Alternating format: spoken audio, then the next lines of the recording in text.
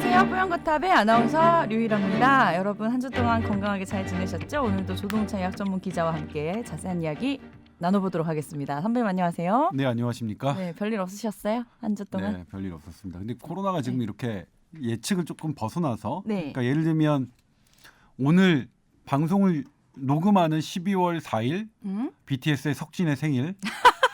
그거 너무 아는 척하려고 억지로 지금 얘기하는 것 같다니까요. 아니, 그렇지 않아요? 저는 되게 오늘 자연스럽게 알고 계셨던 그럼요. 거예요? 아니 진작 준비했어요. 일부러 티내는 물론 것 같은데. 저는 석진을 가장 좋아하는 건 아닙니다. 그러니까 석진 같은 경우에는 아세요 이게 머리를 덮고 나오면 네. 덮진, 까고 나오면 깐진이라고 하고요. 중간 형태면 반깐진이라고 합니다. 이제 BTS의 멤버 중에 가장 이제 연장자고요. 네. 그럼 네. 오늘 조동찬 선배님은 덥찬이네요. 아 그렇죠. 근데 그러면 이제 아미분들이 어디다 어디다 대고 대고 이거 거기 갖다 붙이냐. 갖다 막 붙이냐 이렇게 하시겠죠. 아니 근데 BTS 저기 지민은 제 고등학교 후배예요. 아, 그러니까요. 말 다 했죠 그러면. 지민도 선배야 연락하렴. 한 번만 만나게 해주세요. 정말 부탁인데 정말 한 번만 5초만이라도 만나게 해주시면 안 될까요? 한번 전화해 본다니까요. 아까 연락처는 말씀드렸잖아요. 확실히 알고 계세요? 아니 연락처 이제 알아봐야죠. 지민이랑 나랑 이제 같이 우리 그러네요. 고등학교에 네. 자랑스러운 졸업생이니까 아마 통하는 부분이 있을 거예요. 같은 레벨의 자랑스러운 굉장히 자랑스럽다고 봐야죠. 아. 네. 예, 그렇겠네요. 예. 오늘 우리 하지연 PD가 6개월간 고생을 해주다가 최다희 PD가 새로 왔어요. 처음으로 이제 왜 웃어? 얘기하지 마. 본명 거론하지 말까요? 잘 부탁드립니다, 제 PD님. 참 하지윤 고생하세요. PD가 처음에 왔을 때 삐쩍 꼬라가지고 저 삐쩍 꼰 걸 어떻게 좀 살찌울 수 있을까요? 6개월 동안. 근데 많이 더 바쁘게 골았어. 써가지고 더 골았어 더 지금. 골았어요. 일하면서 더 피폐해졌어 지윤이가. 그때 한번 반짝 소개팅할 때 그 아, 전날에만 딱 하루 하루 화사하게 뭐, 웃은 예, 적이 화사하게 웃음을 있었죠. 먹고. 예, 그 소개팅 잘 됐나요? 잘 안 됐어요. 왜냐면 아 그래 옷이 물어봤어요. 그냥 다시 평소로 돌아왔어. 아 물어볼 필요도 없어? 예, 뭐 그러니까 안 물어봤어요. 옷이 그냥 뭐 그게 다 선배님이랑 저 때문이에요. 너무 우리가 버벅거리니까 편집할 게 너무 많은 거야. 힘든 거야. 아니 근데 일이. 버벅된 걸 제가 이제 냉정하게 보면 류일아 아나운서 분량이 훨씬 많아요. 할 말은 아나운서가 없다. 왜 이렇게 버벅대실까? 저 아나운서 네. 방송할 때는 굉장히 잘하는데요. 네. 팟캐는 뭔가 선배 때문이야. 말려 계속. 아무튼. 알겠습니다. 자, 오늘도 사연 하나가 아주 소중한 사연이 들어와 있어요. 관절염에 대한 거 물어보셨거든요. 일단 소개를 해드릴게요. 네. 저는 40대 초반으로 제가 좀 어릴 때 들었던 부모님의 말씀 중에 이해되지 않는 게 있었습니다. 이가 시려 찬 과일을 못 먹어 하시는 말씀. 이게 근데 저도 나이를 먹다 보니 찬물을 먹어도 이가 시리더라고요. 자, 그런데 이것뿐만이 아니라 최근에 부모님이 4층으로 이사를 가셨는데 계단 오르내리기가 힘들다고 하시면서 여기저기서 홈쇼핑에서 각종 관절약을 좀 사보시겠다고 하시는 거예요. 네. 주변에 둘러보니까 어르신들이 계단 오르내리는 게 정말 큰 고통이 되신다고들 하던데 이게 관절염이겠죠. 결국 노화에 따라서 피할 수 없는 질병이라고 생각은 했는데 어떻게 부모님을 좀 도와드릴 수 있을까요? 뭐 보니까 관절 관련 약재들이 홈쇼핑 같은 데서 많이 판매되고 있는데 이런 보조제 약으로도 좀 효과를 볼 수 있는 건지 궁금해하셨어요. 그리고 운동 같은 것도 도움이 되는 건지. 저희 어머님이 네. 저희 어머님이 4층에 사시는데 어, 계단을 오르락 내리락 하시는 게 가장 힘드신 일이에요. 그래서 엘리베이터 없으세요? 네, 오. 지금 같으면 그러니까 옛날에 지어진 집이라서 엘리베이터 음. 규정이 없었어요. 요즘에는 그 층을 하려면 이제 엘리베이터를 반드시 의무적으로 설치해야 되는데 그 규정이 생기기 전에 집이라서 계단을 오르내리시는데 역시 그러니까요. 가장 힘들어하세요. 저희 시댁도 3층인데 엘리베이터 없으셔서 굉장히 힘들어하세요. 그래도 시댁은 되게 크잖아요, 집이. 응? 저희 집은 그렇게 3층 크진 않아요. 얘기밖에 안 했는데 어떻게 알았지? 대충 그래서요? 알죠, 뭐. 예. 예, 뭐. 딱 감이 있잖아. 우리 뭐 딱 집이 감이. 3층인가? 예, 그렇죠. 뭐 그럴 수도 있고 뭐 아무튼 그런데 이건 한번 좀 고민을 하셔야 될 문제인 것 같아요. 네. 4층이면 이건 연세가 점점 드실 테니까 저도 고민을 하고 있습니다. 근데 집이 잘 안 팔려서 집을 실은 내놨어요. 좀 1층 있는 데로 이제 이사를 하려고. 그렇죠. 근데, 매일매일 외출하시면 네. 너무나도 불편하시니까. 근데 어쨌든 뭐 인연이 안 닿는지 이제 집을 보러 오신 분들이 뭐 계약 직전까지 있다가 안 되고 막 그래서 결국 이사를 못 하시고 있는데 네. 일단 저희 어머님은 무릎 인공관절은 아직 하진 않은 상태예요. 인공관절까지는 필요 없다고 하고 그다음에 이제 연골이 닳아서 이게 약간 찢어진 부분이 있어서 그 부분에 대해서는 수술을 받으신 상태고요. 그리고 계속 정형외과에 방문을 하시면서 일정 부분 약과 치료를 계속 받고 계신 상태입니다. 그런데도 무릎 아픈 게 너무 아프실 때는 이제 계단을 오르내리기가 어려우셔서 네. 시중에서 나와 있는 홈쇼핑에서 파는 모든 관절염 약을 어머니가 다 한 번쯤은 사셨어요. 저는 그것에 대해서 어머니한테 뭐라고 한 적이 없습니다. 한번 네. 해보셔야 되는 거니까. 네. 그리고 이제 그 중에는 어느 게 좋더라 뭐 친구 어머님이 추천하신 분이 있어서 한 통에 한 15만 원 정도 좀 고가였어요. 제가 그거 구입해서 사다 드린 적도 있는데 네. 결국엔 뭐냐면 의학적으로는 근거가 없어서 제가 따져보니까 이게 관절염 통증을 더 호전시킨다는 근거는 없지만 뭐 그래도 뭐 건강 보조식품이니까 반드시 약만큼의 효과에 대한 근거가 없어도 되니까 했는데 플라시보 이펙트라도 좋으니까. 그럼요. 그런데 그 효과가 우리 어머니가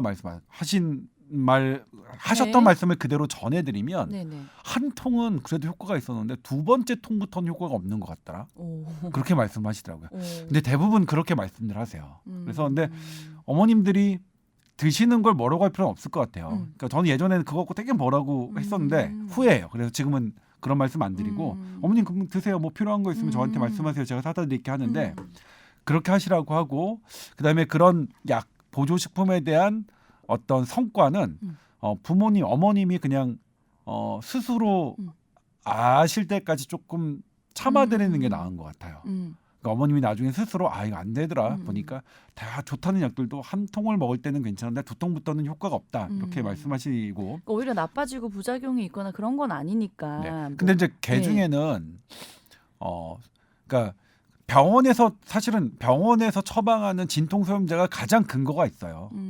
통증을 가라앉히는 그런 가장 근거. 진통소염제는 늘 약이죠. 달고 사시면서 드셔도 되는 약이에요? 네, 그렇죠. 근데 그게 이제 위장을 자극시키니까 위장관의 기능을 떨어뜨리니까 선생님들이 뭐라고 하시냐면 소화가 잘 안 되거나 속이 쓰리면 끊으라고 하시거든요. 그래서 이제 아플 때만 드시라고 하세요. 저희 어머님 주치의 선생님은 정형외과 선생님은 네. 약을 처방해 주시고 아플 때만 드시라 이렇게 얘기하는데 그래서 저희 어머니는 그렇게 하고 계신데 네. 아무튼 약으로는 좀 그렇다. 그러니까 아주 뾰족한 그런 묘약이 있는 건 아닌 것 같고요. 근데 운동은 어떤 게 제일 좋냐면 네네. 어머님들한테는요. 네. 자리에 앉아서 제가 지금 보여드릴 수 있나? 자리에 앉아서 네? 앉아서 의자에 앉은 상태에서 발을 곧장 피는 거예요. 곧장 펴서 힘 있게 네. 이 운동을 최대한 많이 하시라. 이거 왜냐면 이게 이제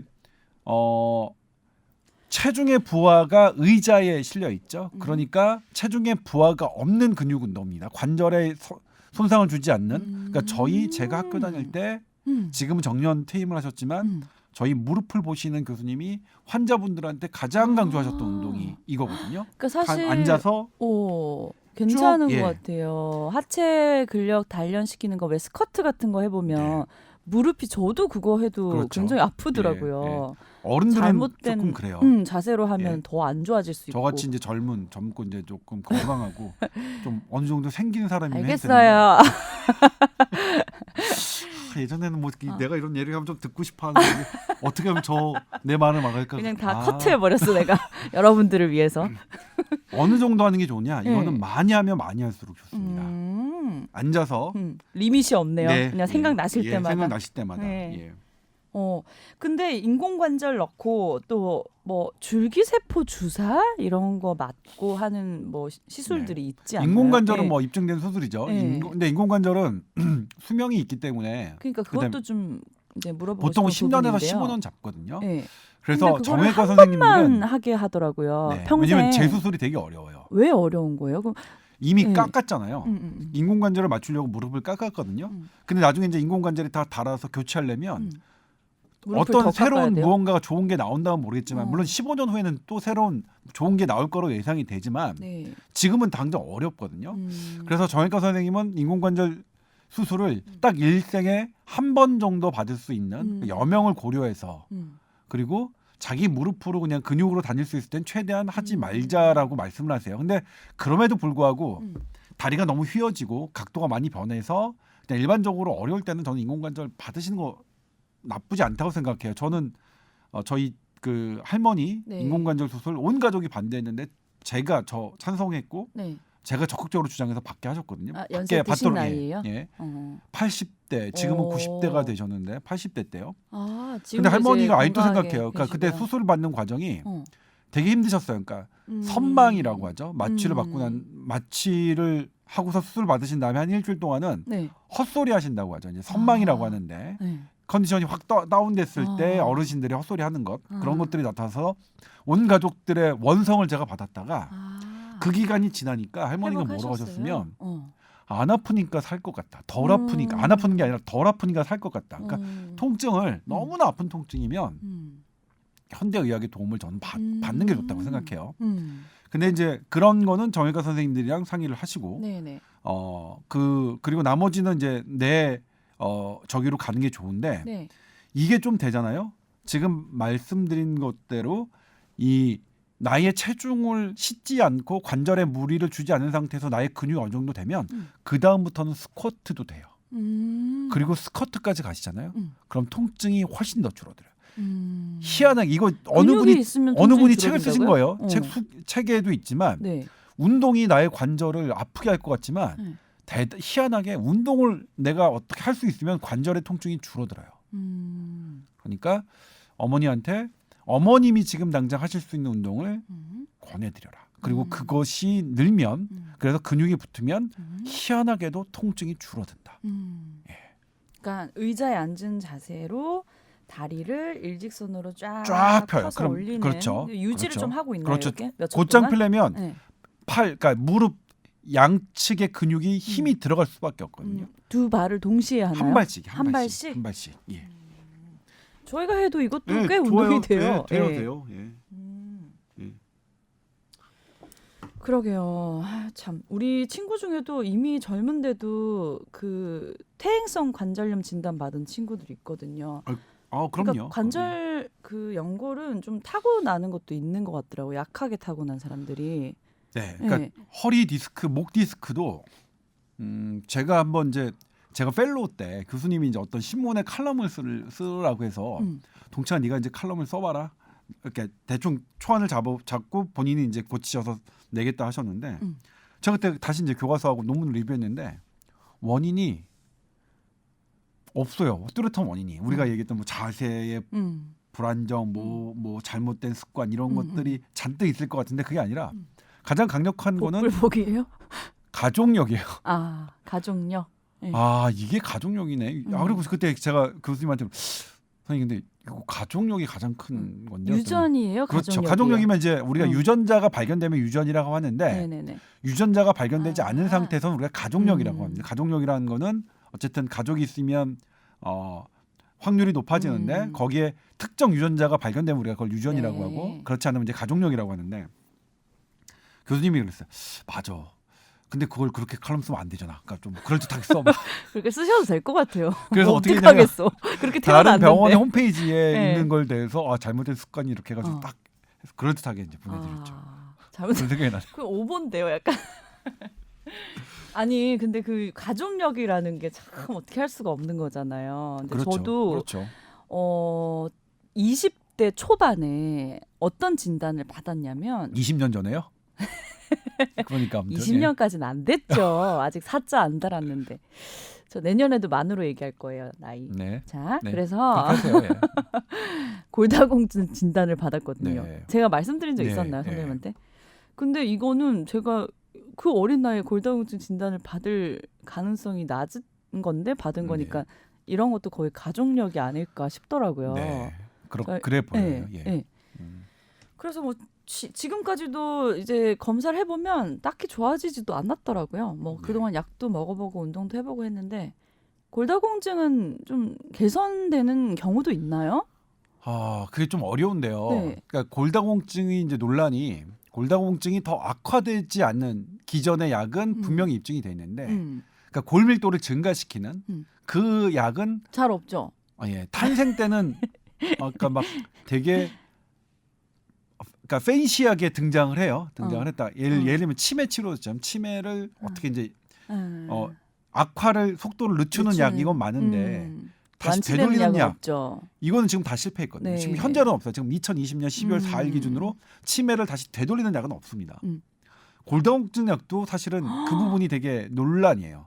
그러니까 그러니까 이게 뭐냐면 뼈가 있으면 뼈를 오스테오클라스트라고 하거든요. 오스테오클라스트가 뼈를 갉아서 칼슘을 만드는 역할을 하고 네. 오스테오블라스트라는 게 칼슘을 재료로 뼈를 만드는 역할을 그러니까 하는데 파골세포, 조골세포 말씀하시는 거죠.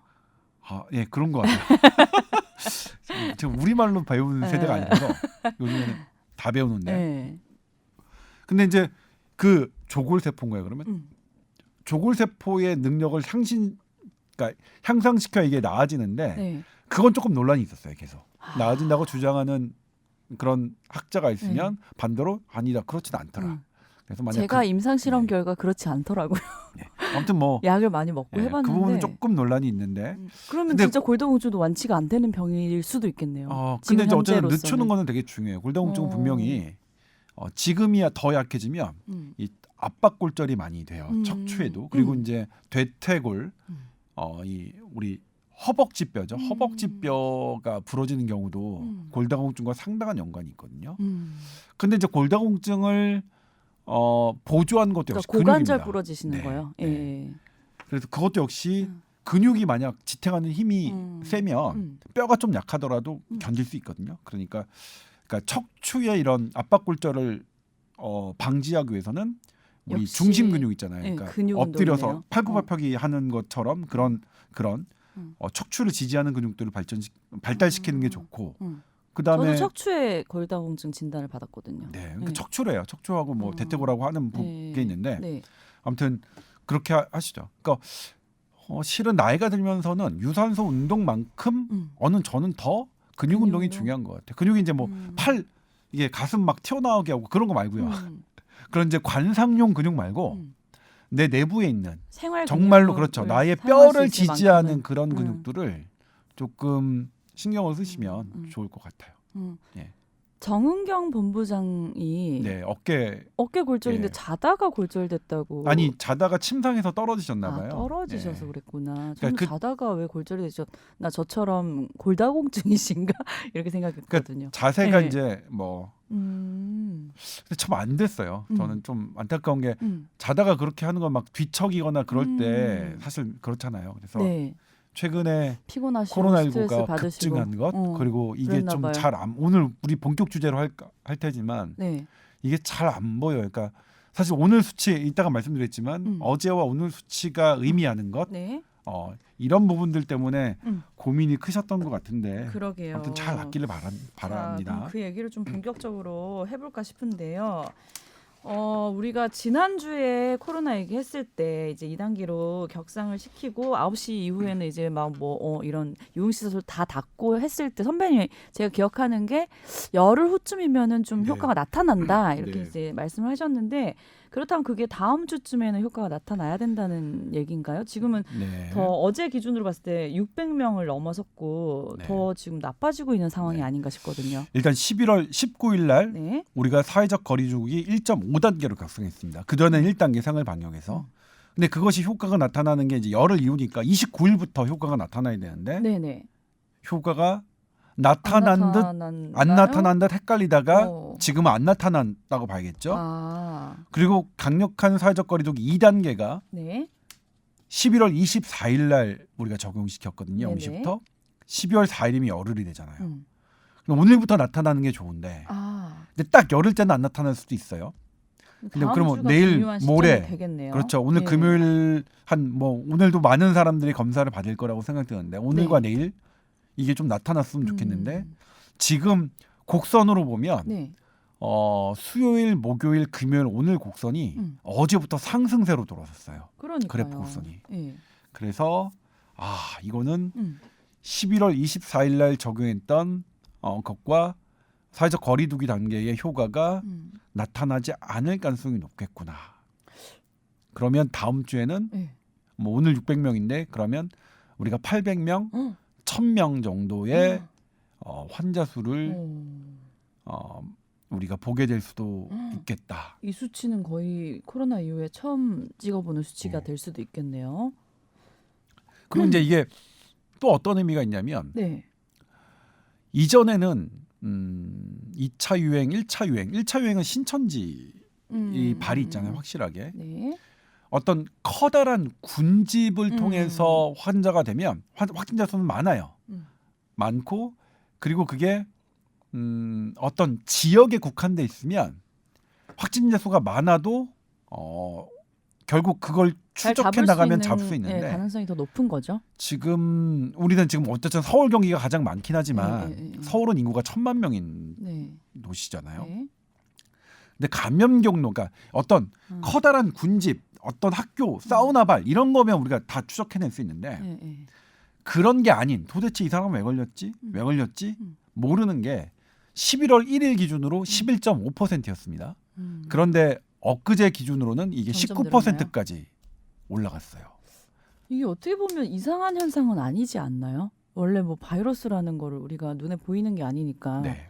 그렇게 알 수 없게 전염되는 것도 있을 거 아니에요, 분명히. 네, 그렇죠. 근데 그 알 수 없는 게 알 수 없는 비율을 우리가 통제 범위를 넘어섰다고 보는 게 한 20% 선이거든요. 20% 이내면 네. 우리가 어찌 됐던 간에 뭐 모르는 채로 그럴 수 그냥 통제가 될 수 있지 있는데 하는데. 20%를 넘어선 순간 네. 이거는 뭐 어떻게 할 수가 없는 거라고 보는데 네네. 그 수치에 되게 가까이 왔다는 거죠. 안 좋은 신호죠. 이렇게 가까이 왔다는 거는 나도 모르게 어디서 산발적으로 그냥 다 막 군데군데 계신 그렇죠. 분들이 걸릴 수 있다. 그렇죠. 그런 얘기라서 그리고 또 하나 안 좋은 가까이 게 이제 조여오네요. 네. 보건당국이 이제 방역당국이 어떤 이제 증상과 진단받은 것을 확실히 추적할 수 있는 한 110여 명을 조사했는데 네. 그 중에서 한 20%는 증상 발현된 다음에 7일 이후에 진단이 됐어요. 그건 어떤 의미가 있냐면 네. 제가 지난번에 잠깐 말씀드렸는데 네네네. 코로나19의 감염력은 증상 발현일부터 5일째까지가 맥시멈입니다. 네. 감염력이 제일 세져요. 네. 근데 7일 이후에 진단됐다는 것은 감염력이 가장 셀 때 진단되지 않고 진단되지 않았다는 것은 격리되지 않았고 격리되지 않았다는 것은 내가 일상생활을 하면서 다른 사람에게 전파했을 가능성이 높다는 거죠. 네. 이건 뭐냐면 지금 우리가 방역, 그러니까 역학조사를 해서 추적하는 것에 한계점에 다다랐다는 신호인 거예요. 이게 오늘 아침에 방역당국 전문가 회의 전에 이제 모아졌던 건데 네. 좀 우울하긴 해요. 이제는 어려워진 것 같다. 지금 물론 역학조사관님들 되게 고생 많이 하셨는데 새벽 4시에나 집에 들어가시고 막 정말로 혹사하시면서 열심히 하셨는데 그 방법으로는 이제는 한계가 왔다라는 게 지금 의견이 모아지고 있고 네. 어제 미국 의사협회 지에서도 나왔는데 네. 미국도 이제 사실은 우리나라 동양의 모델을 삼아서 빠르게 진단하는 것 하는 걸 했어. 그 미국은 거의 뭐 하루에 10만 건 가까이 진단하기도 했는데 네. 근데 미국 의사협회에서 그렇게 하고 나서 그 집계를 해봤는데 분석을 해봤는데 빠르게 진단해내는 것으로 코로나19를 잡기는 어렵다. 이게 미국에서도 결론이거든요. 네, 우리나라는 미국보다 훨씬 좋은 상황이긴 하지만 지금 역시 비슷하다. 같은 결론이다. 지금 빠르게 진단해내고 기존에 우리가 지금 그러니까 1월부터 11월까지 해왔던 방식 우리 잘하긴 했지만 네. 지금의 방식으로는 이제는 좀 한계에 온 것 같다. 그러면 그동안 1년 내내 저희가 코로나에 이제 단련이 돼 있잖아요. 뭐 그리고 저희가 뭐 지금 와서 뭘 더 느슨해져서 뭐 그동안 지켜왔던 위생 수칙을 안 지킨 것도 아니고 그럼 어떻게 이렇게 확산이 좀 갑자기 된 건지가 또 궁금하더라고요. 그게 좀 어렵긴 한데요. 네. 여러 요인이 있을 겁니다. 근데 이걸 계절적인 요인이 분명히 있을 거라고 보는데 물론 우리 자체의 몸이 추워지면 면역력이 좀 떨어져요. 온도가 몸을 따뜻하게 해야 되는 건 되게 중요합니다. 네. 우리의 면역 세포가 단백질로 구성되어 있는데 이 단백질로 구성되어 있는 것이 온도가 떨어지면 그만큼 기능을 좀 덜해요. 근데 그런 면도 있지만 왜 당대의 석학들이 북반구의 겨울에 우리가 상상하지 못했던 그런 코로나의 정말로 대유행이 올 것이라고 예측했냐면 네. 호흡기 바이러스의 특징인데 호흡기 바이러스는 뭐냐면 밀폐된 공간에서 더 기승을 부리는데 네. 겨울에는 우리가 더 모이죠. 밖에 모이는데 못 나가니까요. 네. 밖에서는 뭐냐면 우리 여름에 이제 밖에서 문 다 열어놓고 밥을 먹어요. 밥을 먹는데 잠깐 마스크를 벗어놓고 얘기를 하더라도 문이 다 열린 상태에서는 그게 그렇게 크게 작용을 하지 않는데 추운 겨울에 문 다 닫아놓고 난방기 트는 상황에서는 우리 똑같이 조심했는데 그 작은 잠깐 마스크를 벗어놓는 그런 것들이 크게 작용하게 할 거다. 요걸 가장 있겠네요. 크게 보는 거거든요. 네. 그러니까 그 역할이 지금 많이 모이는 지금 뭐 엄밀하게 얘기하면 거의 다 실내 감염입니다. 그러니까 모든 감염의 전파의 99%는 실내 감염이에요. 밖에 아니에요. 예전에 캠핑에서도 감염되긴 했지만 캠핑에서도 밀접도 가까이 있어서 2m 이내에서 하는 거지 캠핑 바깥에서 되게 많이 감염이 된 거 아니에요. 네. 지금 대부분의 감염은 실내인데 그 실내에서 우리가 잠깐 마스크를 내려놓는 그런 순간 그건 이제 뭐 잘못이라고 할 수 없죠. 뭐 평생 뭐 그렇죠. 닫고 있을 수는 네. 없으니까요. 예. 네. 그래서 이제 지금부터 그럼 어떻게 할 것이냐. 네. 이 부분이 이제 우리가 고민해야 될 거겠죠. 네. 네. 그러면 전문가들은 어떻게 생각하느냐. 일단 이렇게 된 이상은 미국과 유럽성 보니까 미국과 유럽 사람이라고 뭐 되게 잘못하고 그 사람들이 막 그렇게 되는 사람은 아니잖아요. 조금 이게 코로나19를 완벽하게 차단하는 것은 어쩌면 어려운 일일 수 있겠다. 그러면 이것에 대해서 완벽하게 차단하는 걸 못한다면 그 다음부터 뭘 해야 되느냐 중점적으로 네. 인명 피해를 가장 줄여야겠다. 네. 인명 피해는 뭐냐면 지금부터 이제 환자 수 늘리고 역학조사 그렇게 하는 것 대신에 확진된 환자 분류를 잘하자. 네.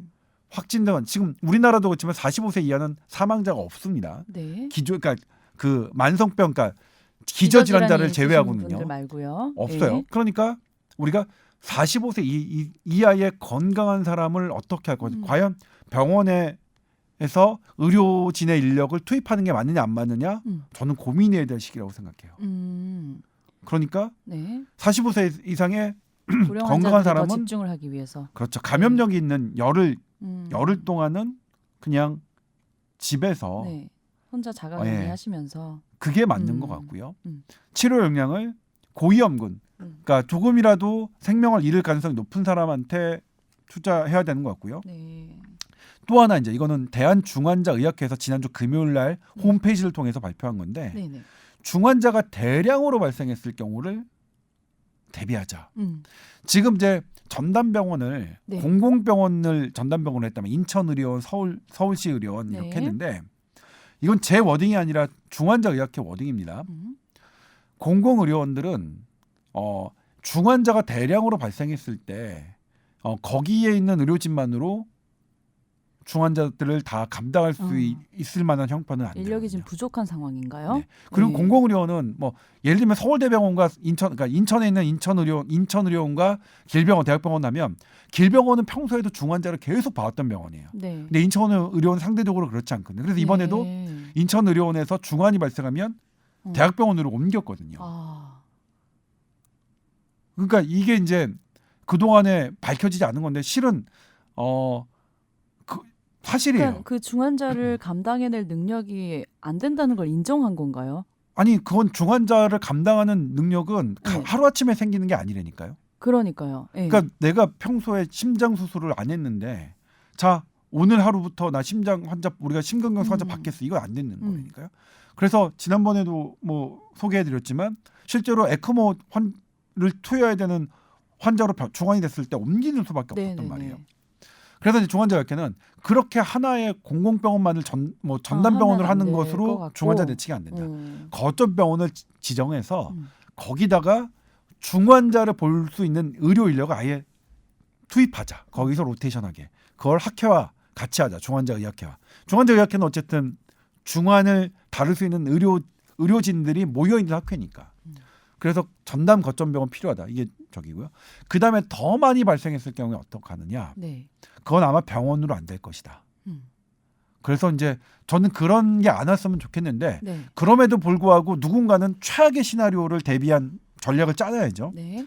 대한중환자의학회가 한 건 맨 마지막에 최악의 시나리오에서는 체육관과 컨벤션 센터 같은 것 많은 사람들이 그때는 뭐냐면 중환이 됐을 때는 다른 사람은 음압병설 이런 거 의미 없다. 왜냐면 실제로 이제 코로나19 중환자에서 벌어진 일이지만 중환자들은 본인이 중해지잖아요. 네. 전파력은 거의 없어요. 네. 바이러스가 안 나와요. 안 나온대요. 그러니까 그때는 뭐 음압병실이 뭐 전국의 음압병실 이런 거 따지는 게 아니라 대형 체육관, 컨벤션 이런 거 지정해내서 임시 수용 거기서 관리 시설을 그렇죠. 만들자. 중환자에게 가장 중요한 치료는 뭐였냐면 네. 산소 치료입니다. 이거는 우리나라 신종감염병 중앙임상위원회 대한중환자의학회도 마찬가지고요.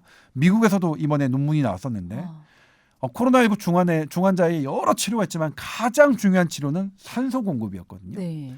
산소를 공급할 수 있는 그러니까 가장 중요한 치료인 산소 공급을 할 수 있는 대규모 시설을 지정해놓고 준비하자는 게 이제 3단계 시나리오인데 네. 그런 부분까지 지금 중환자의학회에서 고민을 해서 하고 제안을 했습니다. 계시나요? 네. 지금 아직 정부는 거기까지 발표하기는 너무 무섭겠죠. 사실 공포스럽잖아요. 네네네. 그런데 아마 누군가는 그래도 준비해야 된다고 생각해요. 예. 그리고 제발 1단계 거점 지정 병원, 중환자 병원에서 그냥 모든 게 해결될 수 있을 정도로 치닫지 않았으면 좋겠고요. 네. 그래도 다행스러운 건 뭐냐면 네. 이것도 감염병 중앙임상위원회에서 한 건데 우리 환자 수가 지금 되게 가파르게 증가하고 있잖아요. 네. 그 곡선에 비해서 중환자의 증가 곡선은 훨씬 낮아요. 다행이네요. 예, 그걸 저한테 그래프를 보여주셨는데 네. 정말 다행이에요. 그거는. 그러면 우리 괜찮아요. 예를 들면 유일 아나운서 그러니까 우리 그 기저질환이 없는 사람이 걸리면 네. 걸리다 그냥 나을 수 있어요. 근데 우리가 우리의 부모님에게 전파시키면 부모님들은 다르거든요. 근데 아직까지는 그 현상이 나타나지고 있지 않으니까 우리가 걸리는 걸 막을 수 없다면 절대로 우리가 이제 신경 써야 되는 우리 부모님이 안 걸리도록 신경 써야 되는데 그럼 어떻게 해야 되느냐? 엊그저께 제가 이제 우리 부모님이 오셨어요. 저는 보자마자 마스크를 썼고요, 바로. 네. 마스크를 썼고 어머니 그다음에 어머니는 저한테 그냥 얘기하셔도 되죠. 네. 그다음에 어머니를 향해서 2m 거리를 두고 대화를 나눴어요. 행여라도 저도 뭐 무증상 감염자일 수 있으니까요. 저는 증상이 전혀 없지만 뭐 누군가와 만나지도 않았지만 그러니까 그러니까 저는 왜냐면 우리 어머니가 걸리게 될까 봐 너무 무서워서 그랬거든요. 당연하죠. 그러니까 그런 마음으로 우리가 주변 어르신들을 대하면 되지 않을까? 지금은 정말로 우리가 그런 부분이 필요합니다. 우리도 안 걸리는 게 되게 중요해요. 네. 사실 그래서 우리 뭐 멈춤 이제 웬만하면 말하지 말자. 웬만하면 모이지 말자. 그게 맞는데 그것보다도 더 중요한 건 우리가 정말 필수적인 건 정말로 우리의 어르신들에게 가지 않도록 우리가 그러니까 주변에 있는 어르신들을 내 어머니 아버지처럼 대하는 그런 마음이 좀 필요한 게 아닌가 저는 그런 생각이 들었어요. 네. 최근에 제가 김장을 해가지고 저희 친정 어머님이 어쩔 수 없이 이제 도와주러 오셨거든요. 근데 부산에 이제 살고 계신데 너무 걱정돼서 한 번도 휴게소에 안 들르시고 운전을 직접 해서 집까지 네. 오셨어요. 그러니까 어머님 입장에서는 수도권이 너무 불안하다는 그렇죠. 거예요. 그렇죠. 오기가. 네. 서울 경기 지역에서 왜 유달리 좀 이렇게 더 심각한 상황인 건지는 분석이 돼 있나요? 네. 그러니까 그것도 되게 대구가 지금 환자 수가 되게 적어요.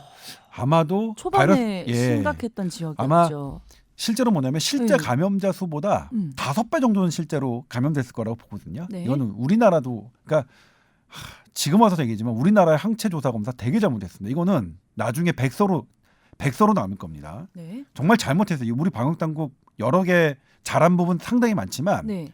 항체 갖고 중화항체 갖고 진단율 계산한 것은 네. 그건 정말 오점입니다. 학문적으로 과학적인 근거도 없었고 정말 잘못이에요.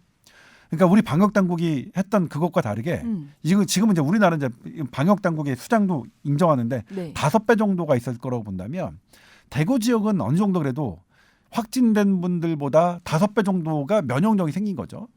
그러니까 적을 거라고 보고 있고요. 근데 이제 이게 그래도 인명피해로 이게 면역력이 많이 생긴더라도 인명피해가 많아지면 의미가 없어요. 의미 없는 면역력이죠. 네네네. 우리가 우리 부모님들 다 돌아가시고 난 다음에 우리 면역력 생기면 무슨 소용입니까? 그러니까 지금 그런 부분은 있지만 우리가 면역력이 그게 우리가 걸리든 아니면 백신을 맞든 면역력이 획득될 때까지 네. 우리 주변의 어르신들이 돌아가시지 우리 주변의 환자들이 기저질환자들이 희생되지 않도록 그분들 다 희생된 다음에 우리 면역력 생기면 그게 무슨 의미가 있습니까? 솔직히 그렇죠. 네. 어차피 그러면 아예 방역이나 마스크 쓸 필요도 없었던 거죠.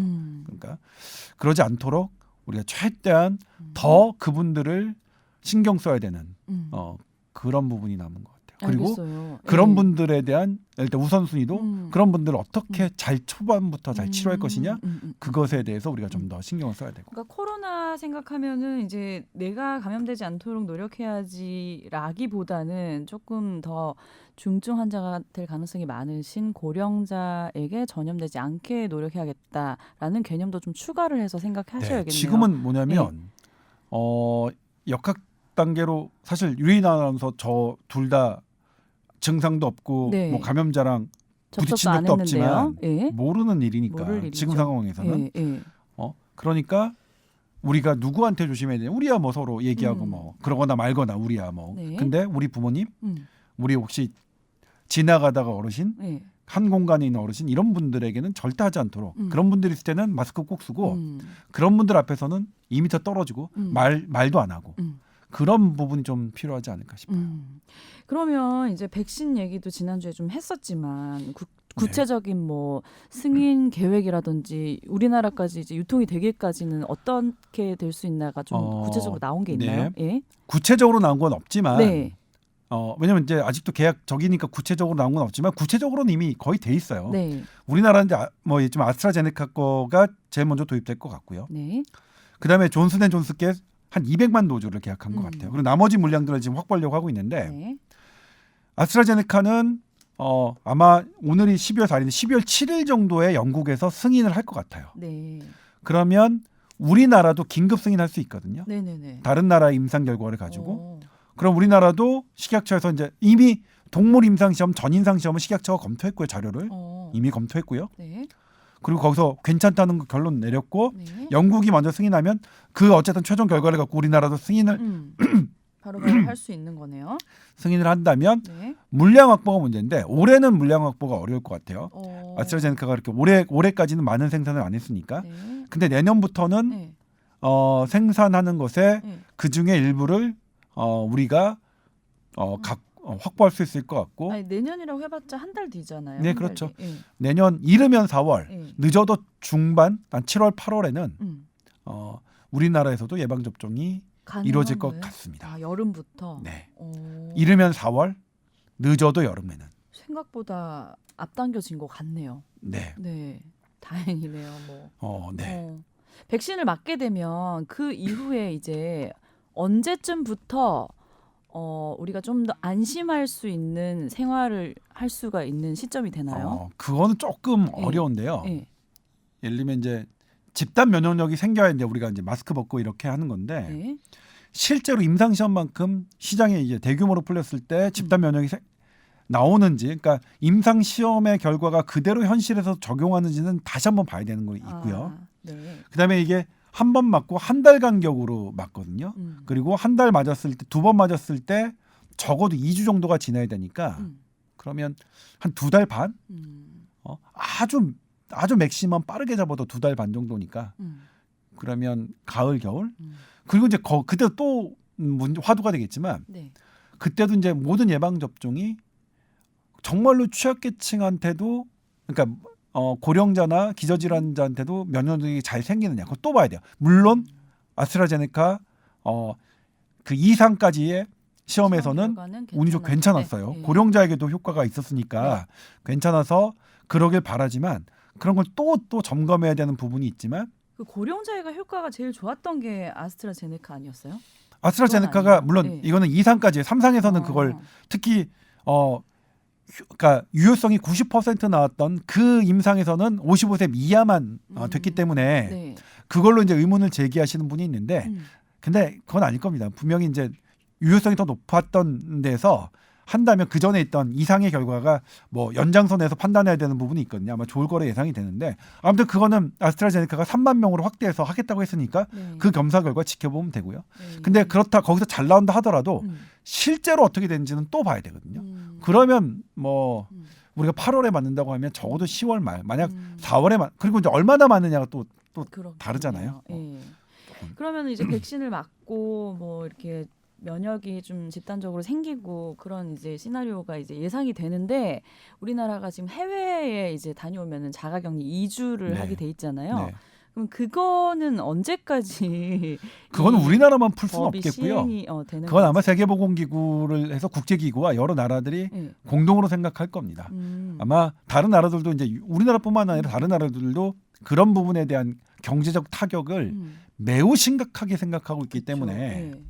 어느 정도 과학적인 근거가 생기면 그거는 공동으로 풀어가야 될 문제지 우리만 풀 수 있는 문제는 아닐 것 같고요. 예. 그리고 그건 또 뭐냐면 미국과 지금 유럽의 그런 3차 대유행이 상당히 파격적으로 진정이 돼야겠죠.